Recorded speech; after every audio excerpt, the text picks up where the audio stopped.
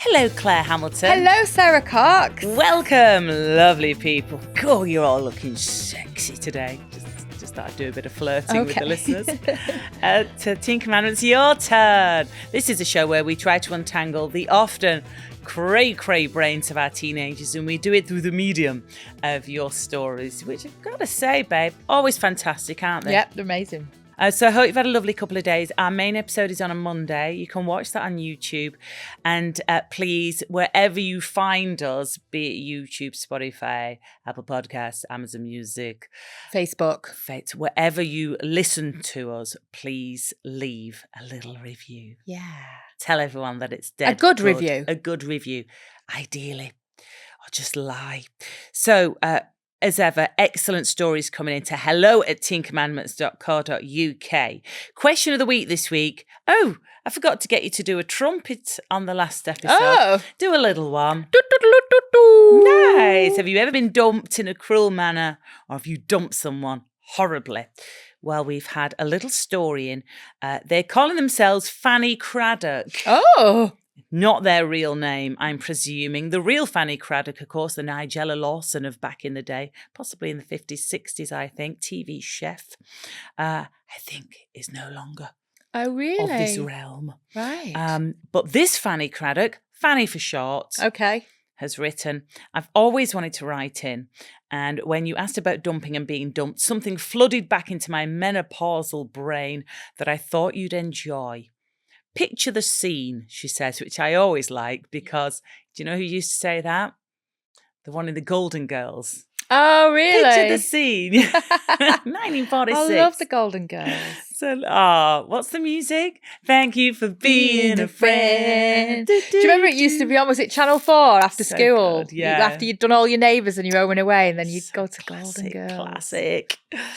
Picture the scene. It was 1991 in a rain. I'd sort of dream of us living like that together when we're older. We'll get a couple of other mates maybe and we'll just live in a nice We'll just live together. house with lots of... in the sunshine. Yes. and lots Sipping of wine. Chi-chi cushions. Yeah. Oh. Picture the scene. It was 1991 in a rain and misery-soaked Glasgow. I had somehow made it to uni despite spending the entire year of my exams down the park with a feral gang of teenagers. There may or may not have been fingering involved. So, first year at uni, and at some point there was a uni ball, which wasn't really my vibe, but a lovely pal insisted we go. So she took me to the third floor of Debenhams and made me spend my entire grant money on a ball gown. Amazing. And off we went to the ball. I attended with some bloke I met at work at Woolworths. He worked in the local train depot. If it's not obvious, he was also, for want of a better description, not a uni-ball type. Just a lovely, solid, decent bloke trying his best. Can we also say, if people do work in a train depot, they may also, the Venn diagram of uni-ball and train depot in the middle might be people who can do both. Don't want to be snobbish here. So she says he was a lovely, solid, decent bloke just trying his best. And as a vacuous and giddy 17-year-old who may or may not have been leathered on vodka and orange squash, I very quickly decided I was bored of this kind, massively out of his depth train guy. Poor train guy. Poor train guy. He was too nice. He was too woo-woo. Instead of woo-woo, it's like woo-woo, isn't it? Yeah, That's how he felt. I'm now ashamed to say I decided to run away from him. What, literally? Yeah, Quick, leg it! It's getting quite cinders, this, isn't it? She's in a ball gown. She's running. Hope she lost a shoe. And she says, I went to the nightclub section of the ball where I grabbed the first bloke I saw and said, dance with me. I'm trying to shake someone. And I shoved my tongue down his throat. Wow. He very willingly danced with me. I bet he did. And the poor cuckolded train guy left without me. Oh, what's his story now? He departed. Platform heartbreak. I never saw either of them again. I kept on partying and I left at 8 a.m. with the lovely pal who'd helped me choose my dress. I'm now quite ashamed of my actions, says Fanny. But the bit you might not want to read out here, brackets check legal, is that the entertainment act that night was the then Mary Whitehouse experience. And I later realised the bloke that I grabbed and snogged on the dance floor was the one and only Mr. David Baddiel. Wow. Comedy legend, I think so. To be found on Channel 4 at the moment with a lot of cats. He's a cat man. He's a cat man. So, Fanny, thank you very much for your story. Yes. Now, I must say, I kind of know David Baddiel. Wow. Lovely man. He's currently on Channel 4 talking about cats. Okay. Because he's into cats. We won't do a pussy joke I was just here. going to, but okay. No, we won't. Right. We'll withhold that. So I screen grabbed Fanny's story, sent it to David. Amazing. And said, can we read out this story? Is it all right? He's like, sure. And I said, would you like to comment? Or should I just say your lawyers are looking over it? He said, yes. I was waiting for Fanny to get in touch because I've been holding a candle for her for 35 years. Is it too late for marriage? Says actual David Baddiel. And then he adds a PS. I can't remember the incident at all. So he's got no memory of it. We have to take her word for it that it was, in fact, David Baddiel, comedy legend, that she snogged.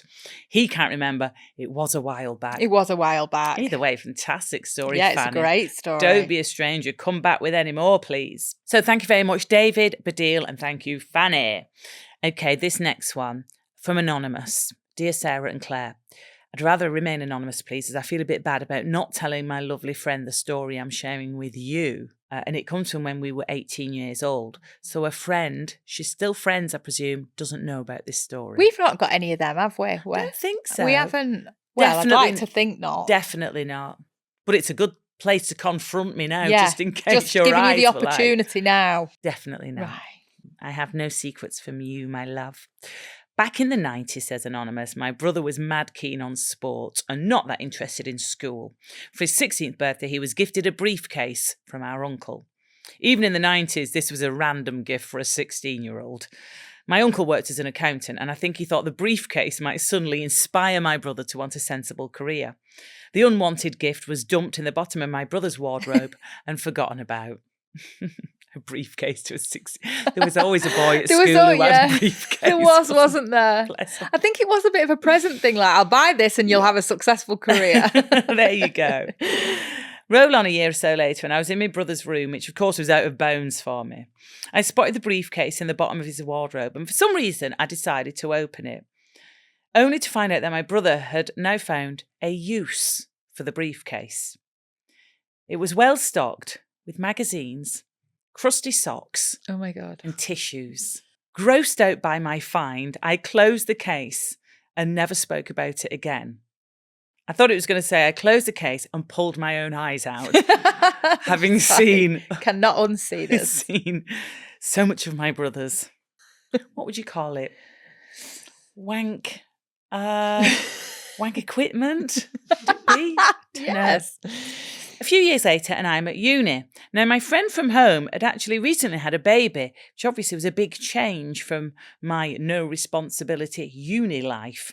She rang me up super excited to share with me that her boyfriend had got a new job. Okay. So daddy of a baby, all good. He's got a new job. Excellent. She then went on to tell me how kind it was that my mum had given her boyfriend a gift for starting Oh, I know what's coming. his brand new job. Turns out she'd bumped into my mum at the supermarket and explained how her boyfriend was going for an important interview and needed a briefcase. Don't worry, my mum said. My son's got one. He's never used it. I didn't dare tell her the truth and take away her excitement about the new job, and I have never mentioned it since. I can only imagine my mum gave my brother pre-warning. Now, we don't know if that's how it happened. Maybe mum went into the wardrobe. Had already offered the briefcase. Had already promised the briefcase, opened it, again attempted to pull out her own eyes, being the mother of the boy, I imagine, and may have found all the bits and bobs.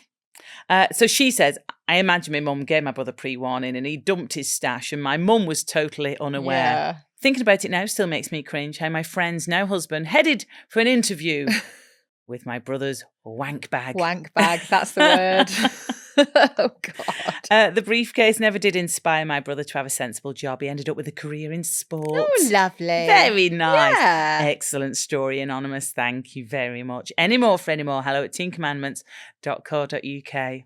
I mean, the moment where he just was there with a jizzy sock and thought, I know.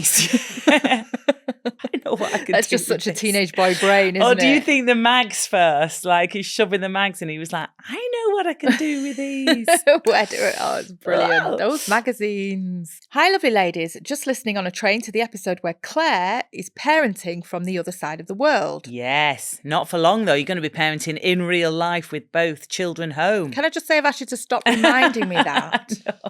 Sorry, I should let you're an empty nester, Claire, honestly. I am an empty nester. I'm going to say that every time they come in the house. So if people miss it, this is basically your daughter was in Thailand. Yes. She's coming back for a short period. But she was in Thailand and you were basically on Thai time for quite a while, weren't you? Yeah. For weeks and weeks, to be fair. Weeks and weeks I've been waking up at 4 a.m. and, Yes. you know. Checking stuff, making sure she's getting up to get on a bus. Yeah, mum clocks, basically. And Sarah goes on to say the mum clock is such a thing. Yes. My daughter's been away for 3 weeks now, and in the first week, I randomly woke at 4:20 a.m. Hello to all the other mums at 4 a.m. in the morning that aren't necessarily up with newborns. They're up with teenagers on the other side of the world. That's such a good point. Yeah. When you don't have a newborn anymore, you think, whew, that period of my life's over where I'm awake in the middle of the night. Yeah, no, it happens again when they go away. 5 minutes later, a series of WhatsApp messages from my daughter's best friend's phone saying, Mum, I've lost my phone. Oh, it's always a bad sign when you see their mate's name come up, isn't it? Where you're like, hang on. Yeah. Why aren't they on their phone? Oh, God. What's happening? Oh, and that adrenaline surge at 4 a.m. in the morning is just not great. It's not great. It doesn't help. And then you have a coffee. All goes wrong. So after a bit of toing and froing, they're texting each other. Can you remember the last place you had it? On the island, she replies. Was it in your back pocket? Yes. Remember that crossbody bag where we got to carry important stuff like phones and passports and money? This is so what it's like. It's just like being at home. When it was like on the island, I'm like, oh, well, that'll be easy to find. It's in the kitchen. They mean on an actual island because when they're travelling. An island is an island. Lapping water, little beach. Yes, okay. Great. And you're on the other side of the world with this little tracker thing. I love that the mum's like, remember the crossbody bag we got to keep your life in so this shit doesn't happen. I just had it recently where she sent me a lovely picture of a mosquito bite on the sole of her foot. This was at 4 a.m. Oh, I was yeah. like, have you got the Sudocrem? Have you got the first aid bag that we packed? Like, oh, yeah, that's right at the bottom. Yeah, I've had it from Lola where they send you bites. I'm just like, okay, I can't do anything here. So Mum decided to try find my iPhone, never thinking it would work, but there it bloody was on a moving ferry off the coast of New Zealand. Oh my God. I rang it in case it was under a seat or something to alert somebody, and thankfully the girls managed to call the ferry office and get it back. Mum saves the day. Yay, well done, Brilliant. Mum. Excellent. It's interesting that she woke up just a couple of minutes before her phone buzzed. You can sense it. Incoming Spidey vibes. Mum sense that there's something. Yeah. Some shit going down on the other side of the world. It's like when you can smell a storm coming.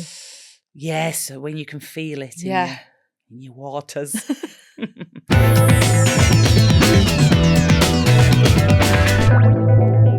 Hello, lovelies. First of all, thank you for the podcast. You're welcome.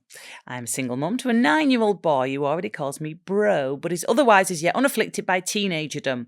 Your tales are making me massively cherish the final bits of his boyhood. We hear that quite a bit, don't we? People going, oh, it's making me really enjoy these months of sense. And you're also giving me the reassurance that whatever happens next, I can put down as standard teenage behaviour.